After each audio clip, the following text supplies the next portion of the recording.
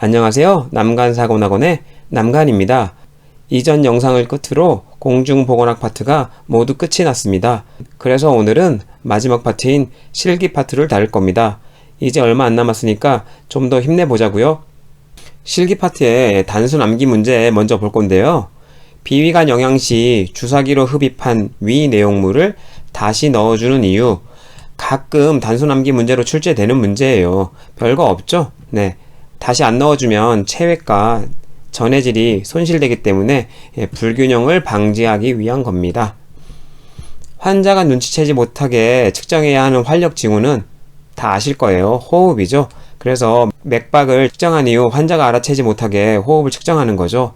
호흡을 측정한다고 이야기했을 때 환자가 괜히 신경 쓰여서 호흡수의 변화를 초래할 수 있기 때문에 눈치채지 못하도록 측정하는 것은 호흡이라고 생각하시면 될 것 같아요. 영아의 활력 징후 역시 가끔 시험에 나오는데 여러분 기본적인 바이탈 사인은 성인이든 영아든 신생아든 어느 정도는 외우고 계셔야 돼요. 영아의 경우는 일반적으로 성인보다 한 0.5도 정도 높다고 생각하시면 됩니다. 그래서 체온은 37에서 37도 5분, 기본적으로 애과 체온을 얘기하죠. 애과 체온에서 구강 체온을 재게 되면 0.5 정도가 더 높죠. 그리고 직장 체온을 재게 되면 또 0.5도씨가 더 높아요. 적어도 이 정도씩 차이를 기억해 두시면 체온의 측정 방법에 따른 체온 변화도 쉽게 이해하실 수 있을 거예요. 맥박의 경우는 신생아랑 큰 차이가 없죠. 120에서 140회 분당. 신생아의 경우에는 분당 160회까지 뛸 수 있어요. 호흡 역시 신생아랑 크게 차이가 없어요. 신생아 같은 경우에는 50회까지 쉴 수 있고 울거나 그러면 60회까지 상승할 수 있는데 영아의 경우는 한 30에서 분당 40회 정도 된다. 혈압의 경우는 영아기 초기에는 신생아랑 큰 차이가 없어서 70에서 한 40 정도 유지할 수도 있는데 거의 1년이 다 된 영아의 경우에는 혈압이 좀 상승해서 85에서 55 정도까지 될 수 있다. 쉽게 외우시려면 그냥 80에서 한 50 정도 된다 생각하시면 되고, 성인에 비해 보통 수축기 혈압은 40 정도 낮고 이완기 혈압은 30 정도 낮죠. 이렇게 기억하시는 것도 괜찮은 방법인 것 같아요. 성인과의 차이를 생각해서. 산소 투여를 계속하면서 음식 섭취가 가능한 산소 투여 방법은 뭐가 있는지. 비강 캐뉼라죠. 여러분 병원 실습 가셨으면 좀 보셨을 거예요. 쉽게 얘기하면 산소를 콧줄로 준다고 생각하시면 돼요. 그러니까 구강으로 음식 섭취가 가능한 거겠죠. 그래서 비강 캐뉼라 이번에 시험에 나왔더라고요. N95 마스크를 착용해야 하는 질병. N95 마스크는 굉장히 필터가 촘촘해서 굉장히 작은 균도 통과시키지 않는 그런 기능성 있는 마스크거든요. 그러니까 당연히 활동성 폐결핵 같은 공기 감염인 경우에 착용할 수 있어요. 여러분 시험에 이래서 이번에는 활동성 폐결핵이 나왔었어요. 욕창의 단계는 크게 4단계로 구분하는데 기본적으로 욕창을 예방하기 위해서는 침상을 젖지 않도록 유지하고 고단백 식이를 하고 2시간마다 체위 변경 꼭 외워두셔야 돼요. 2시간. 침구리에 주름이 있으면 피부에 눌리거나 이럴 수 있어서 압박을 초래하기 때문에 욕창이 발생할 수 있기 때문에 침구리 주름을 절대 없도록 하고, 마찰이 발생하는 경우에도 피부 손상을 유발할 수 있기 때문에 마찰 발생하지 않도록, 그리고 압박이 잘 가해지지 않도록 공기 매트리스. 여러분 시험에 똑같은 이유로 양모도 나왔었어요. 양모 역시 압박을 덜 주고 땀이나 이런 거의 발생을 좀 줄여준다고 하더라고요. 그렇기 때문에 욕창 예방에 도움이 된다. 그럼 1단계 욕창의 단계는 뭐냐? 특별한 피부 손상은 관찰되지 않으며 발정만 보이는 단계가 1단계예요. 그래서 발정만 있어도 욕창에 준해서 2시간마다 체위 변경을 해주셔야 되겠죠? 2단계의 경우는 피부에 손상이 발견된 거예요. 찰과상이나 수포 같은 손상이 발견되는 단계를 2단계라고 하고 보통 1, 2주 내에 회복한다는데 이런 것들은 시험에 나온 적이 없어요. 3단계는 피하 조직까지 침범한 경우를 얘기해요. 그래서 괴사 조직이 관찰되는 단계, 이 3단계까지 오게 되면 회복 기간이 수개월간 소요될 수도 있다고 합니다. 4단계는 근육, 뼈까지 보이는 단계라서 광범위한 괴사가 진행된 단계예요. 그래서 회복되려면 수개월에서 연 단위까지도 초래될 수 있고 상흔이 남을 수도 있겠죠. 이렇게 단계를 구분하는 문제도 요즘 나오고 있기 때문에 간단하게 구분해 두시면 될 것 같아요. 1단계는 피부 손상 없이 발정만 보이는 단계, 2단계는 피부에 한해서 손상된 단계, 3단계는 피하 조직까지 침투된 단계, 4단계는 근육 뼈까지 보이는 단계, 이렇게 단순화해서 층별로 구별해 놓으시면 암기가 좀 쉬우실 것 같아요. 무의식 환자의 경우 구강간호 시 취해야 할 체위, 측이겠죠. 보통 의식이 있는 환자 같은 경우에는 좌위나 반좌위 상태에서 구강간호를 취해줄 수 있지만 무의식 환자의 경우에는 좌위나 반좌위 체위로 하는 경우 혹시나 기도 내로 흡인될 수 있는 위험이 있기 때문에 흡인을 예방하기 위해 측위를 취해진 상황에서 구강간호를 하게 됩니다. 편도 절제술 후 심한 인후통 호소 시에 목 부분에 적용할 수 있는 것, 네, 여러분 시험에 아이스 칼라 혹은 얼음 칼라로 나왔던 적이 있고 최근에도 출제되는 문제이고요. 그래서 편도선 수술을 하게 되면, 절제 수술을 하게 되면 여러분 시험에 차가운 것은 모두 답이었어요. 차가운 유동식부터 아이스크림도 답이었기 때문에 차가운 것은 모두 오케이라고 기억해 두시면 될 것 같아요. 네, 두 번째 암기 문제로 가려움증이 있는 환자의 피부를 긁지 못하도록 제한하는 억제대. 이번 답안은 장갑 억제대로 나왔었어요. 예전에 가려움증이라든지 혹은 영아의 경우 정맥 주사를 제거하지 못하도록 제한하는 억제대에서 팔꿈치 억제대가 답으로 나왔던 적도 있거든요. 근데 최근에는 팔꿈치 억제대는 답으로 잘 안 하는 경우가 있어요. 같은 상황에 장갑 억제대가 보통 답으로 많이 나오더라고요. 억제대의 기본은 억제를 최소화하는 거기 때문에 아마도 요즘은 장갑 억제대가 답으로 많이 나오는 것 같긴 하지만 예전 시험 문제에는 팔꿈치 억제대도 종종 답안지로 나왔었기 때문에 장갑 억제대 쪽이 조금 더 요즘 답안지에 가깝긴 하지만 팔꿈치 억제대를 완전히 배제하지 마시고 혹시나 장갑 억제대가 없다면 팔꿈치 억제대를 찍는 것도 하나의 요령일 수 있을 것 같습니다. 이번 시험 문제에 격리, 보호격리 혹은 역격리에 관한 문제가 나왔던 것 같아요. 그래서 이 두 개의 차이를 여러분이 좀 구분하시면 될 것 같은데, 격리의 경우는 보통 여러분이 알고 있는 전염성 감염자로부터 타인을 보호하는 것, 그래서 결핵 환자를 보통 활동성 결핵일 때 격리시켜 놓잖아요. 왜? 여러분을 보호하기 위한 거죠. 다른 환자분들을. 그래서 음압이 걸려 있어요. 무슨 얘기냐, 문이 이렇게 있으면 이 방 안에, 이게 방 안이라고 생각하시면 방 안에 음압을 걸어놔서 공기가 방 쪽으로 들어오게 문을 열게 되면요, 그러면 이 방 안에 있는 균이 바깥쪽으로 빠져나갈 수 없겠죠. 음압이 걸려 있으니까. 반대의 경우가 역격리예요. 면역력이 떨어지거나 저항력이 낮은 대상자를 역으로 감염 유기체에 접촉하지 않도록 하는 보호적 조치예요. 그러니까 지금 이 방 안에 있는 환자가 감염성이 굉장히 높고 면역력이 떨어져 있는 환자예요. 그래서 어떠한 균도 들어오지 못하도록 이번에는 문 밖으로 양압으로 밀어 넣는 거죠. 양압으로. 그래서 밖에 있는 균이 안으로 들어올 수 없도록 하는 게 역격리, 또 다른 말로 보호격리라고 합니다. 두 개의 차이만 구분하시면 그렇게 어려운 부분은 아니에요. 그 다음 자궁경부암 검진, 파파니콜라우 도말 검사라고도 하고 여러분 시험에 팝스메어라고 나오기도 해요. 팝스메어. 그래서 이 검사를 진행할 때 적당한 체위는 뭐냐? 절석이 체위가 가장 적절하고요. 또 다른 말로는 세석이라고도 하죠. 여러분 분만시 체위잖아요. 분만시 체위. 자궁경부암 검사를 진행하려면 보통 질경을 삽입해야 되기 때문에 가장 편안한 자세가 절석이에요. 다리를 약간 벌리고 이완되어 있는 자세. 그래서 자궁경부암 검진에서는 절석이 체위가 좋다라고 이번 시험에 나왔었기 때문에 좀 기억해 두실 필요가 있을 것 같아요. 비위관 삽입 길이의 측정법. 네, 코 끝에서 귓볼, 귓볼에서 검상돌기까지 이렇게 세 점을 연결한 길이에요. 검상돌기가 어디냐? 여러분 흉골은 알고 계시죠? 흉골이 요렇게 생겼으면 요 끝에 원래 연골 부위를 검상돌기라고 하는데 나이가 들어가면서 이 끝이 경화되면서 뼈로 대체되기도 하거든요. 네, 요게 검상돌기다. 이렇게 시험 문제 출제되기도 하고, 여러분 그 임신 주수별 자궁 저부 높이 있죠? 36주의 자궁 높이가 이 검상돌기 위치죠. 그래서 횡격막을 압박해서 호흡하기 힘들게 한다. 이런 것도 시험에 나왔었으니까 같이 기억해 두시면 좋을 것 같아요. 멸균 문제도 자주 출제되는데 이번 단순함기에는 160도에서 한두 시간 정도 파우더를 멸균할 때 쓰이는 멸균법은 건열 멸균이에요. 자, 160도 요게 힌트였고 파우더도 힌트였어요. 파우더는 물이 묻으면 안 되겠죠. 그렇기 때문에 고압 증기 멸균 같은 게 사용할 수가 없어요.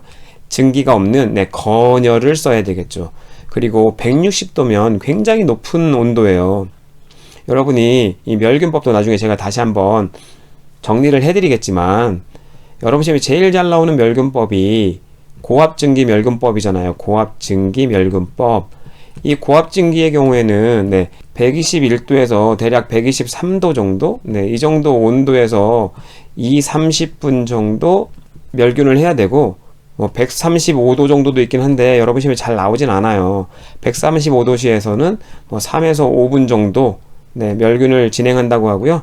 증기를 고압으로 밀어넣기 때문에 면직류나 스테인레스 이런 걸 소독할 때 굉장히 자주 쓰이는 방법이에요. 근데 물기가 있기 때문에 파우더나 종이 같은 거에는 쓸 수 없겠죠. 그래서 물기가 있으면 안 되는 멸균에는 보통 건열 멸균이 여러분 시험에 나올 수 있어요. 건열 멸균을 사용할 수 있는 거죠. 그리고 고압에 증기를 쓰지 않기 때문에 온도도 훨씬 높아야 돼요. 그래서 160도가 나오면 온도가 높구나 정도 개념을 잡고 계시면 건열 멸균을 쉽게 떠올리실 수 있을 것 같아요. 이렇게 간단하게 정리해 드릴게요. 전신 마취 하에 수술을 마친 후 환자의 무기폐 예방을 위한 간호보조 활동은 보통은 전신 마취한 수술 후에 오는 대표적인 부작용이 무기폐, 폐렴이죠. 요걸 예방하기 위해서 수술 전에 미리 호흡기 간호에 대해서 설명을 해주잖아요. 그래서 호흡기 간호, 심호흡, 기침을 격려해서 객담을 배출하도록 자꾸 노력하도록 해야 되고요. 조기 이상 빨리 일어나서 빨리 걸어 다니도록 하면 아무래도 폐기능 회복에 도움이 되겠죠. 그래서 전신 마취 수술 후 환자의 호흡기 간호의 기본은 심호흡, 기침 격려, 그리고 조기 이상이라는 거 꼭 알아두세요. 시험에 엄청 잘 나옵니다. 이번 시험에는 등척성 운동, 등장성 운동 요걸 구분하는 문제가 나왔었어요. 어렵게 생각하지 마시고 등척성 운동은 쉽게 외우는 방법이 운동하는 척 한다고 외우시면 될 것 같아요. 관절을 움직이지 않고 근육의 길이의 변화 없이 근육에 힘만 주는 거죠. 긴장을 주는 운동. 그래서 관절 움직이지 않고 힘만 주는 이런 운동이라고 생각하시면 되고, 그러니까 운동하는 것 같지 않잖아요. 그래서 척한다, 등척성 운동. 그래서 여러분 시험에는 석고붕대나 견인을 적용했을 때 관절을 움직이면 안 되잖아요. 그래서 너무 오랫동안 움직이지 않게 되면 근육에 위축이 올 수 있기 때문에 이런 걸 예방하기 위해서 등척성 운동을 한다. 이런 것도 시험에 나왔었기 때문에 같이 외워두시고요. 등장성의 운동은 근육의 길이의 변화로 관절을 움직이는 운동. 그래서 관절이 움직이는 거예요. 그래서 등척성이랑 완전히 다르죠. 관절을 움직이는 운동 해서 등장성 운동을 기억해 두시면 되고, 가끔 여러분 시험에 나오는 저항성 운동도 같이 외워두시면 좋을 것 같아서 준비해 봤거든요.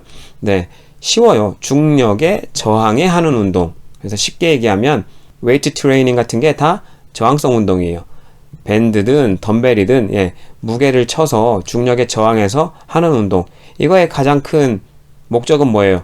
근육량의 증가예요. 근육 증가. 그래서 근육의 증가 이런 얘기 나오게 되면 여러분은 저항성 운동을 택하시면 될 것 같아요. 단순함기 문제 세 번째, 개복 수술 환자의 상처 부위 소독법 해서 시험에 나왔었는데, 이것도 원리만 아시면 되고 깨끗한 부위에서 지저분한 부위로, 그래서 여기가 수술 부위이기 때문에 여기가 가장 깨끗해요. 매번 소독을 진행했기 때문에. 그래서 깨끗한 곳에서 지저분한, 깨끗한 곳에서 지저분한, 깨끗한 곳에서 지저분한, 깨끗한 곳에서 지저분한, 이렇게 기억하시면 되고요.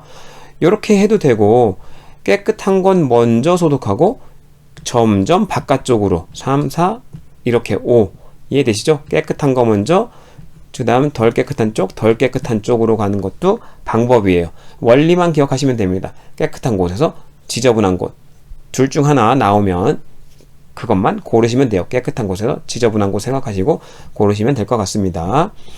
여러분 시험에 섭취량, 배설량 문제도 잘 나오죠? 섭취량은 경구로 섭취한 건 당연히 섭취량으로 들어가겠죠. 비경구 섭취량으로 여러분 시험에 나올 수 있는 게 정맥주사나 수혈, 그리고 위관 영양을 한 것 등이죠. 여러분 시험에 가글은 여러분 입에 머금었다가 뱉잖아요. 그렇기 때문에 당연히 섭취량에 들어가지 않아요. 배설량이 여러분 시험에 섭취량보다는 더 잘 나와요. 소변, 설사, 배행량, 구토 이런 것들은 당연히 좀 배설량에 들어갈 거라는 생각을 하실 수 있을 거라 생각합니다. 천자액 그리고 상처에서 나온 배행량 이런 것들도 당연히 여러분 몸에서 빠져나온 거기 때문에 배설량으로 들어가요. 하지만 대변이라든지 일반적인 땀은 배설량에 들어가지 않습니다. 하지만 과다한 발한, 심한 발한 혹은 과도한 호흡인 경우에도 일반적인 호흡은 들어가지 않지만 과도한 호흡인 경우에도 심한 발한과 마찬가지로 일반적인 경우가 아니기 때문에 배설량에 들어갈 수 있어요. 어렵게 외우지 마시고 심한 거, 심한 발한, 심한 호흡 그걸 또 다른 말로 과도한 호흡이라고 하겠잖아요. 둘 다 배설량에 들어갈 수 있다. 드레싱에서 빠져나온 것도 여러분 몸에서 나온 삼출액이잖아요. 어떻게 보면 상처 배액이잖아요. 그렇기 때문에 배설량에 들어갈 수 있다. 기저귀의 경우는 수량으로 카운트하는 게 아니라 용량으로 계산하게 됩니다. 용량으로. 보통 기저귀에 무게를 재서 무게를 기록해 놓는 경우가 많습니다. 개방 상처의 소독에 사용하는 피부 소독제 여러분 병원에서 많이 사용하죠. 포비돈 요오드 옛날 어르신들은 아까젠기라고 많이 불렀던 그 빨간 약 피부 소독제 시험 문제 나왔었어요. 포비돈 요오드 골라주시면 될 것 같습니다. 여성 환자에게 단순 도뇨 시행 시 적절한 체위 남성의 경우에는 앙와이가 적절한 체위고 여성의 경우에는 다리를 무릎을 살짝 구부리고 다리 사이를 살짝 벌려주는 자세 그걸 배횡와이라고 하죠. 배횡와이 여러분 체위는 기본적으로 외워두셔야 돼요. 그 체위가 어떤 자세인지를 알아야 어떤 처치를 할 때 혹은 출산을 할 때 적당한 체위가 여러분 머릿속에 그려질 수 있어요. 그래서 체위는 반드시 외워라 라고 여러분께 강조드리고 싶습니다. 산소요법 중 가장 고농도의 산소를 투여하기 위해 적절한 산소요법은 뭐냐? 비재호흡 마스크예요. 비재호흡 마스크. 여러분 시험에 부분 재호흡 마스크도 나온 적이 있는데 두 개의 차이는 별거 없습니다. 둘 다 마스크를 제외하고 이렇게 여기다 백이 달려 있어요. 그림을 너무 못 그리네요. 이렇게 백이 길게 달려 있어요. 둘 다. 두 개의 차이는 뭐냐? 비제호흡 마스크는 여기에 밸브가 달려 있고 바깥으로 나가는 호기에도 밸브가 달려 있어요. 그래서 일방향 밸브가 달려 있어서 여러분이 호기할 때 나가고 흡기할 때는 닫히는 거죠. 여기도 호기할 때는 닫히고 흡기할 때만 열리는 거예요. 그래서 일방향으로 나갈 때는 열리고 들어올 때는 외기가 들어올 수 있기 때문에 닫히고 여기는 여러분의 호기가 이 안에 들어갈 수 있으니까 닫혔다가 흡기할 때만 열려서 여러분이 들이마실 수 있게 그렇기 때문에 외기가 전혀 들어오지 않는 게 비제호흡 마스크예요. 반면 부분 제호흡 마스크는 여기도 뚫려 있고 여기도 일방향이 아니라 양방향이에요. 그래서 여러분이 호흡하면 일부 3분의 1 정도가 이 리저브백에 들어갈 수 있기 때문에 여러분은 탄산가스가 섞여 있는 산소를 호흡하게 되겠죠. 그렇기 때문에 비제호흡 마스크보다는 좀 산소 농도가 낮은 산소를 흡입하게 되는 거죠. 그리고 외기도 들어오잖아요. 여기 쪽으로. 그렇죠. 그러니까 가장 고농도의 산소를 투여할 수 있는 것은 비제호흡 마스크예요. 맥박 측정 부위 중 하나로 발의 혈액순환 상태를 확인하기 위한 것. 혈액순환 상태를 확인하는데 발이래요. 그러면 족배동맥입니다. 족배동맥 기억해 두세요. 발등에 있는 동맥이에요. 그래서 족배동맥. 일반적으로 요골동맥으로 맥박을 많이 측정하게 되는데 여러분 우리 신체 부위에서 맥박을 측정할 수 있는 부위는 그 외에도 경동맥 예전에 CPR 하기 전에 경동맥을 측정했었죠. 요즘은 동맥 측정이 익숙하지 않은 일반인도 CPR을 해야 되기 때문에 경동맥 측정을 하지 않고 호흡만 없으면 바로 심장 압박에 들어가라고 CPR 방법이 바뀌어 있지만 예전에는 경동맥을 측정했었어요.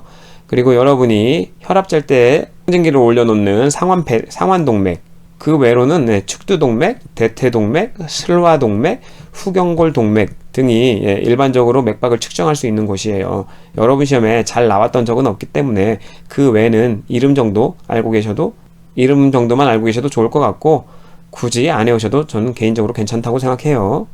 하지만 꼭 외워야 될 것은 경동맥, 족배동맥, 요골동맥 정도까지는 알아두시고 추가하자면 상완동맥까지 여러분이 혈압을 측정할 때 사용하는 동맥이기 때문에 그 정도도 시험에 나왔던 적도 있고요. 이렇게 꼭 기억하셨으면 좋을 것 같아요. 오늘 내용은 여기까지고요. 다음엔 더 열심히 해서 더 좋은 영상으로 찾아뵙겠습니다. 감사합니다.